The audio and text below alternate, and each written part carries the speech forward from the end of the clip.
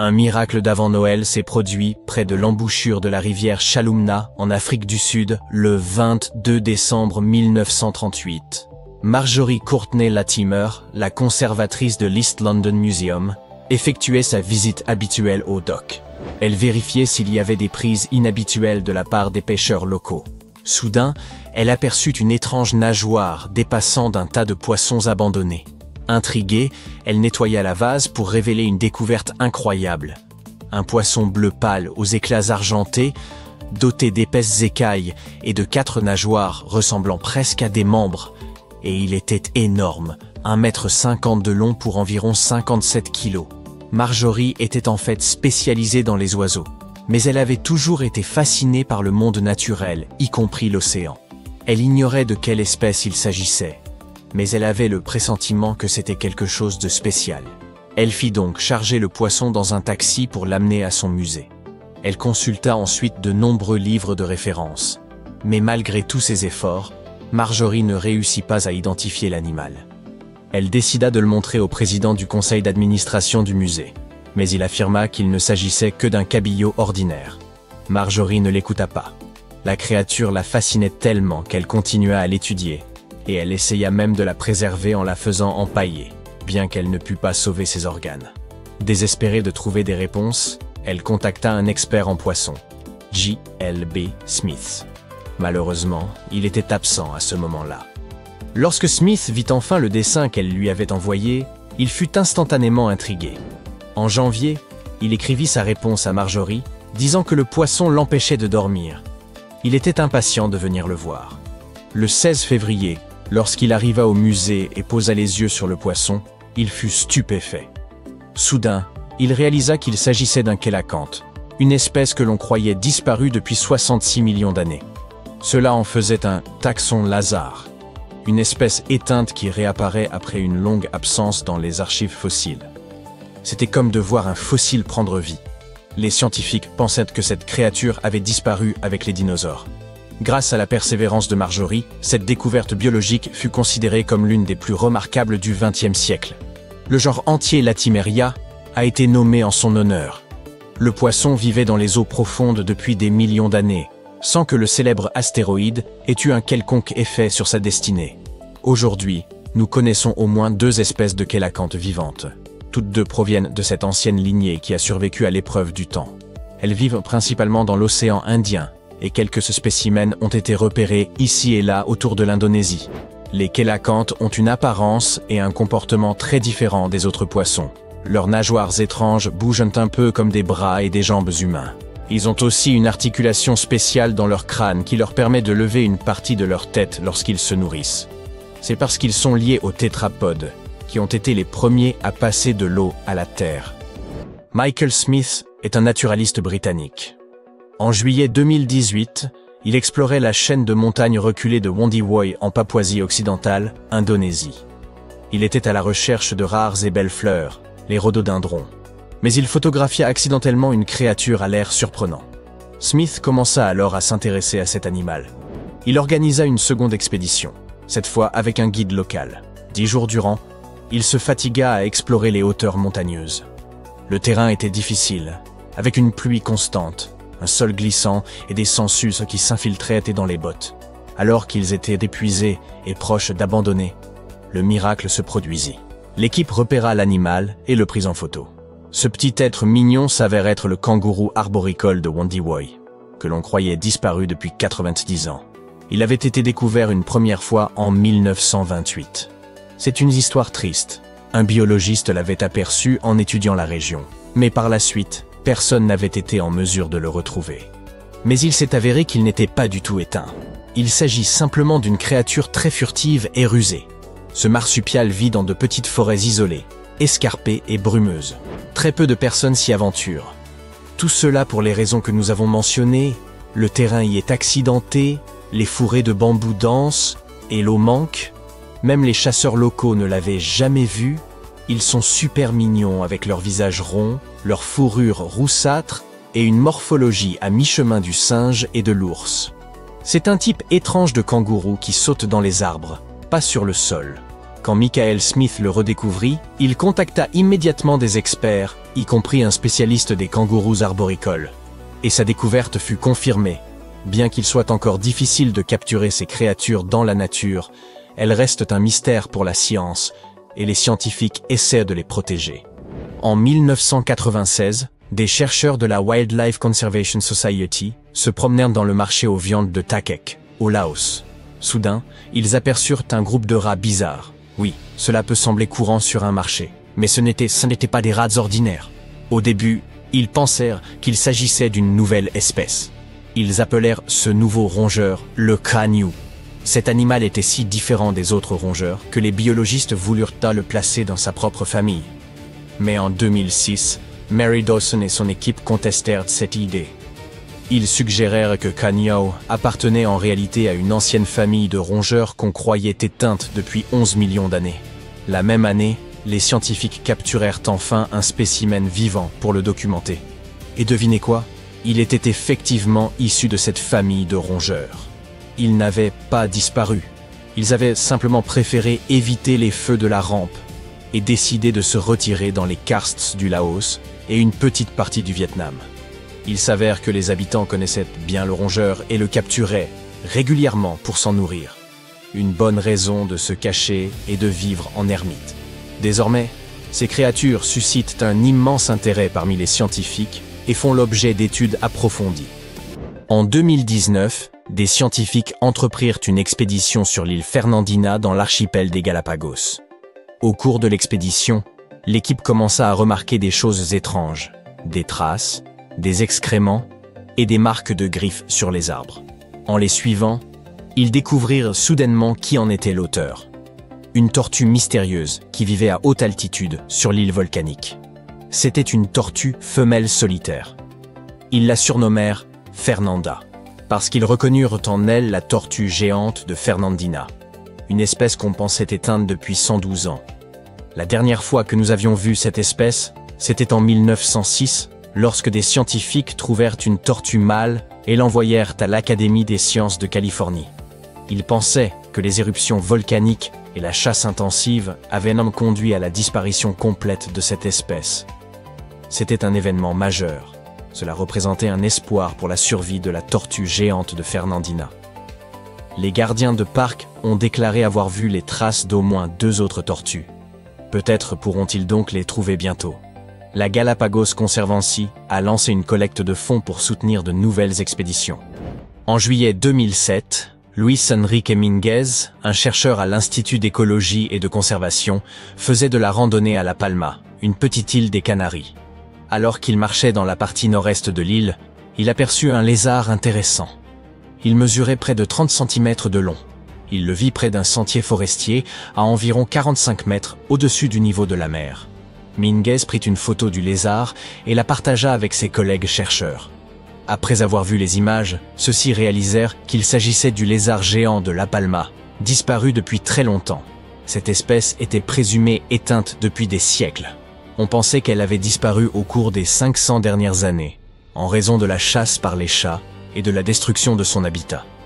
Malheureusement, même s'ils étaient très enthousiastes au début, les choses ne se passèrent pas aussi bien la fois suivante.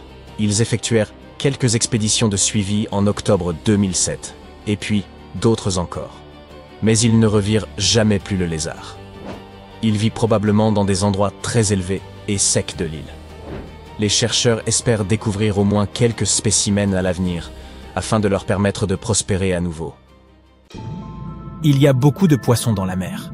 Certains ressemblent à s'y méprendre à Nemo ou à Dory. Puis il y a le poisson papillon. Et le charmant guppy, qui est en effet très élégant. Et puis il y a... Ah, qu'est-ce que c'est que ça? Je ne me paierai certainement pas un baptême de plongée pour voir ce truc. La baudroie détient officieusement le titre d'animal le plus laid du monde. Mais je n'oserais jamais lui annoncer la nouvelle. Il existe plus de 200 espèces de baudroies, barbotant actuellement quelque part dans les sombres profondeurs des océans Atlantique et Antarctique, et ce, à plus de 1000 mètres de profondeur. Certaines d'entre elles préfèrent d'autres conditions de vie, comme les eaux tropicales à peu profondes. Les différentes espèces de baudroies varient en forme et en taille, Du célèbre dragon des abysses aux poissons grenouilles, lottes, poissons chauve-souris, poissons ballon de foot, Lophidae et Chonacidae. Les plus grandes peuvent atteindre la moitié de la longueur d'un lit d'adulte, mais la plupart d'entre elles mesurent moins de 30 cm. Étant donné que les options en termes de repas ne sont guère nombreuses là où elles vivent, elles ont dû mettre au point une technique de chasse unique. Elles ne gaspillent pas leur précieuse énergie à poursuivre des proies potentielles. Au lieu de cela, elles utilisent un morceau d'épine dorsale qui dépasse de leur bouche à la manière d'une canne à pêche, d'où leur nom anglais d'anglerfish. Au bout de cette canne à pêche se trouve un sac de bactéries bioluminescentes qui brillent dans l'obscurité. La lumière attire les proies et la baudroie n'a plus qu'à attendre et à savourer son repas livré directement dans sa bouche. Le corps de la baudroie est grand et souple, ce qui lui permet d'avaler facilement des proies, faisant 2 fois sa taille. Les baudroies des grands fonds mangent tout ce qu'elles trouvent. Les espèces qui vivent dans des eaux moins profondes ne font pas la fine bouche non plus. Elles peuvent dévorer tout ce qu'elles croisent, des crevettes aux escargots en passant par les petits poissons. Seules les baudroies femelles sont dotées d'une telle canne à pêche. Mais qu'en est-il des mâles ? Trouver l'âme sœur dans les profondeurs de l'océan n'est pas si facile. Je veux dire, il n'y a littéralement pas de lumière là-dessous. De plus, les températures sont glaciales et le taux d'oxygène est très faible. Les baudroies ne peuvent pas se permettre d'avoir beaucoup de rendez-vous galants dans ces conditions, alors elles s'accouplent pour la vie. Et avant que tu ne trouves ça trop mignon, il faut préciser qu'elles le font d'une manière assez spéciale. Les baudroies mâles sont beaucoup plus petites que leurs dulcinées. Le contraste est si frappant que lorsque les chercheurs se sont intéressés pour la première fois à leur vie amoureuse, ils pensaient que ces mâles étaient en fait des rejetons ou des alevins qui traînaient à côté de leur maman. Certaines espèces de baudroies mâles possèdent des récepteurs qui leur signalent la présence d'une femelle à proximité. Après l'accouplement, le mâle mord sa compagne et reste accroché à sa tête, à son ventre, près de sa queue ou à tout autre endroit auquel ils ont accès.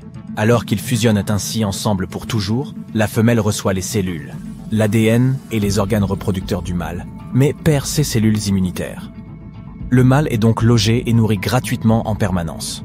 Compte tenu des prix actuels de l'immobilier, ça semble être le pied. Mais ce logement est partagé par un maximum de 8 mâles, et ils ne peuvent pas déménager si l'envie leur prend un jour. Il est peu probable que tu rencontres ce poisson des profondeurs dans la vraie vie. Mais si tu es fan de ARK, survival, et que tu y croises une baudroie, n'oublie pas que tu peux facilement la devancer à la nage et l'amadouer à coups de fléchettes tranquillisantes. Une fois que tu te seras lié avec elle, la baudroie peut devenir ton éclaireur et t'aidera à découvrir de nouvelles zones grâce à ses capsules bioluminescentes. De retour dans le monde réel, dans la zone crépusculaire de l'océan, entre 200 et 1000 mètres de profondeur, la baudroie n'est pas la seule créature que tu sois chanceux de ne jamais rencontrer. De nombreux habitants de la région semblent tout droit sortis d'un film d'horreur ou de science-fiction, mais c'est parce qu'ils ont dû s'adapter à ce monde obscur et abyssal. J'ai fait de mon mieux pour te préparer aux créatures que tu t'apprêtes à rencontrer, en commençant par le poisson ogre. Ce dernier passe la plus grande partie de leur vie dans les profondeurs, mais la nuit, ils remontent vers la surface pour se nourrir. Ces animaux sont plus actifs que la plupart des autres habitants des abysses. Ils n'attendent pas que la nourriture vienne à eux, mais la traquent et l'attrapent avec leurs longues dents carnassières. Comme ils n'ont pas d'ampoule intégrée comme la baudroie, ils ont développé un excellent odorat et exploitent la faible lumière du soleil, qu'ils parviennent à déceler dans les profondeurs pour se repérer. Parfois, l'ombre d'une proie potentielle qui passe suffit à les faire passer à l'action. Bien qu'ils n'aient pas l'air bien charmants, ils sont tout à fait inoffensifs pour l'homme, des fois que tu tombes sur l'un d'entre eux. Malacosteus semble être le nom d'un sortilège interdit, mais il s'agit en fait d'un autre habitant des profondeurs, qui a des habitudes de chasse tout à fait sournoises. Il possède des photophores spéciaux, produisant de la lumière sous chaque œil. Ceux-ci émettent de la lumière verte et rouge à la manière d'un feu de circulation. Contrairement à d'autres poissons, ces derniers ne quittent pratiquement jamais la zone crépusculaire, et la zone de minuit qui, elle, se trouve entre 1000 et 4000 mètres. Leur mâchoire inférieure représente un quart de la longueur totale de leur corps, et ils la gardent ouverte en permanence dans l'espoir d'obtenir un repas. Il a l'air d'un prédateur féroce, mais il préfère surtout le zooplancton, avec un dessert occasionnel de crevettes, de krill ou de petits poissons. Tu ne t'attendais sûrement pas à rencontrer un hybride d'anguille et d'oiseau, mais le voici. L'anguille nemictis possède un bec semblable à celui d'un oiseau, avec des pointes recourbées. Ce bec est pourvu de minuscules dents crochues que les anguilles utilisent pour attraper les antennes de délicieuses crevettes. Ce poisson est très mince. Il peut atteindre 1,50 m et ne pèse pas plus de 200 grammes. Les chercheurs ne connaissent pas encore tous les secrets de cette anguille, car il est assez difficile de l'étudier dans son habitat naturel. Mais il semblerait qu'elle ne se reproduise qu'une fois dans sa vie et qu'elle meure ensuite. Les calmars de verre aiment se la couler douce et se laissent littéralement porter par le courant. Ils regorgent d'une solution de chlorure d'ammonium plus légère que l'eau. Ils n'ont donc aucun effort à fournir pour se déplacer dans les profondeurs sous-marines à la recherche de nourriture et de partenaires. Ces créatures sont transparentes, ce qui leur permet de se fondre dans n'importe quel paysage et de ne pas projeter d'ombre en se déplaçant, ce qui constitue une excellente tactique de survie.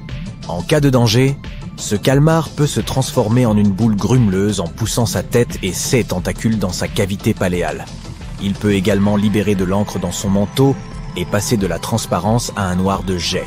Cette même encre peut le protéger contre les baleines et les oiseaux de mer affamés. Une autre tactique qu'ils utilisent pour effrayer les prédateurs consiste à activer les organes bioluminescents autour de leurs yeux. Je commence à avoir faim. Je pourrais peut-être grignoter ce concombre de mer? Aïe, il bouge. Je suppose qu'il n'a rien à faire dans ma salade, après tout. Ces animaux à corps mou vivent dans toutes les parties de l'océan, depuis les eaux peu profondes jusqu'au fond des abîmes. La plupart d'entre eux se déplacent lentement à l'aide de leurs petits pieds, mais certains rampent en remuant tout leur corps. Les concombres de mer peuvent se débarrasser de leurs organes internes à l'approche d'un prédateur. Ces organes collants détournent l'attention de l'intrus, et le concombre, heureux, poursuit sa route tout en laissant repousser ses organes. Qu'est-ce qui scintille au loin? On dirait que quelqu'un a laissé tomber des pierres précieuses dans l'eau. C'est un saphirina, également connu sous le nom de l'animal le plus beau que l'on ait jamais vu. Certains mâles parmi ces copépodes peuvent changer de couleur, passant du bleu profond au violet, au rouge, ou alors, une seconde plus tard, tout a disparu. Puis ils recommencent, brillant de 1000 feux. Le secret de cette magie est que leur corps est transparent et reflète la lumière différemment sous certains angles. On dirait que c'est leur façon de communiquer entre eux et d'attirer des partenaires. Les saphirinas femelles n'ont pas la même capacité, mais leurs yeux sont plus grands que ceux des mâles, probablement pour les repérer de loin. Les mâles vivent en liberté, tandis que leurs dames demeurent dans d'étranges palais de cristal faits de gelée, en forme de tonneaux, et qu'on appelle des salpes.